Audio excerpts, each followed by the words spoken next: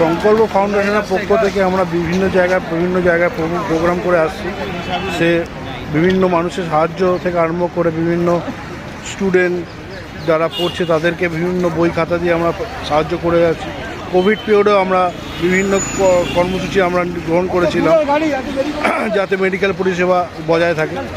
আজও আমরা যারা তারকেশ্বর যাত্রী, যারা বাবার মাথায় জল দিচ্ছে শ্রাবণ মাসের উপলক্ষে, আমরা বাবুঘাটে সংকল্প ফাউন্ডেশনের পক্ষ থেকে একটা ক্ষুদ্র প্রয়াস শুরু করেছি। সুতরাং সেই প্রোগ্রামে আমাদের বিভিন্ন ভাই সাহায্য করে আসছে। সবাই সাথে থাকুন, আমরা যাতে এরকম আপনারা সবাই সাথে থাকুন, আমরা যাতে এরকম প্রোগ্রাম সবসময় করতে পারি। আমাদের সাথে থাকুন, আমাদেরকে আশীর্বাদ করুন, আমরা সারা পশ্চিমবাংলা জুড়ে যাতে এই কাজটা করে সামনে এগিয়ে যেতে পারি।